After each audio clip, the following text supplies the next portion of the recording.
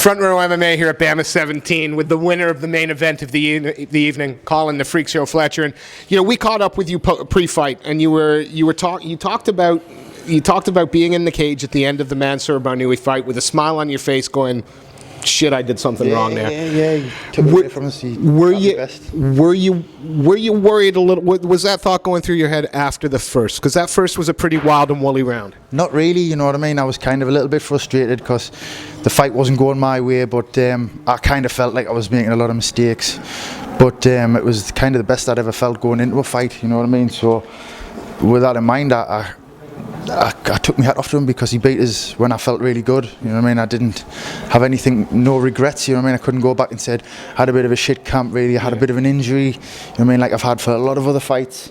So I kind of, that was my whole reasonings behind like kind of wanting to fight him again, really. It seemed to me that Brightmon came in that first round, he wanted to do what you like to do. He wanted to throw, stand and bang, but it was a brawler versus a more technical striker. Is that fair to say? I tried to be, but sometimes when I try to be more technical, I come across as just like standing still and getting hit.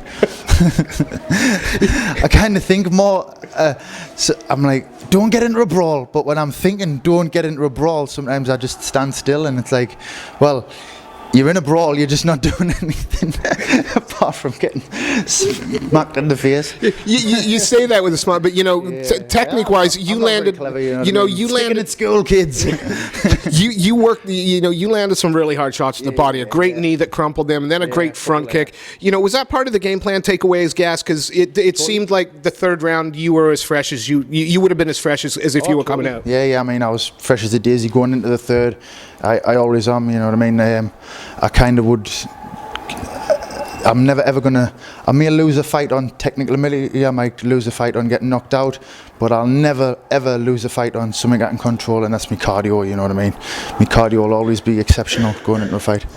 You turned it, and to say turn it around makes it sound like the first round was, but that second round, you could see. You said you wanted to go back to the old Colin Fletcher. You didn't want to plan too much, and some of that ground and pound took us back to the. Were you surprised at how much he could take? Surprised how tough he was, yeah. Because I mean, it's different when you're looking in a man's eyes and you're dropping elbows on him to kind of standing in the crowd shouting names, you know what I mean. But when I'm looking in his eyes and I'm dropping those elbows on him, with everyone I can see his heart just fading that little bit more, you know what I mean. And when I started flurrying a little bit, I kind of thought if I keep doing this, Mark's going to jump in and stop the fight. But in a little part of us kind of thought I wanted to go into the third to kind of cement the fight in my own terms a little bit more. I wanted to kind of maybe go out, toy with him a bit and get a couple of takedowns, get some different positions to get a little bit of a feel back, you know what I mean, to just. Well, my Christmas present to you, let's call that a TKO. Yeah. That's a TKO. That's a finish, isn't it? You finished it. I kind of think it's kind of more than a TKO to stop somebody on the stool, you know what I mean? Because basically the guy's sitting on that stool thinking, I'm not going out there to fight that man anymore. So I kind of see that as like even more of a victory than kind of knocking someone out when you're moving around fresh and he gets caught and he's dropped, you know what I mean? He's sat on that stool and made a conscious decision that he does not want to fight anymore, you know what I mean? So in my eyes it's kind of better than a TKO. Barring some of the wilder exchanges in the first, is this the kind of performance that you want to put in every time? Because it hit all the check marks. It was exciting. Yeah. It was fan friendly, and it had a finish. Yeah. Risk at the beginning. You know what I mean? Yeah. I like to keep people on the toes, especially my coaches.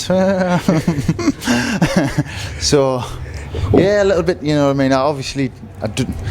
I know how tough I am. You know what I mean? But sometimes when you see your friends getting kind of hit in them kind of exchanges, I corner my own teammates, myself, and I know how hard that is to watch, you know what I mean. But I think they've got the nose by now. They know what I'm like. I'm my own worst enemy sometimes, so I apologise to them for that. You've also said that you'll fight as long as you enjoy it. Looking you out there, it looked like certainly in that second you were having the time of your life. Is this the mindset we can expect from you from now on? Totally, you know what I mean. Totally, yeah. I have to go away and have me Christmas and then get back in the gym with the guys and like you see, I'm not the complete fighter I want to be at the moment, but with the help and support of my family and my coaches, hopefully one day I will be, you know what I mean? And like I say, I never kind of openly outright went out and said I'm the best guy in the world. I'm just an average man. I go to the gym and train hard, and I try to do the best I can do, and I hope that's enough for people to come buy a ticket. Well, you know, it's caught the eye of even your fellow competitors. Stapes was out here earlier, and he said, you know, again, he said it when we interviewed him. He said it today.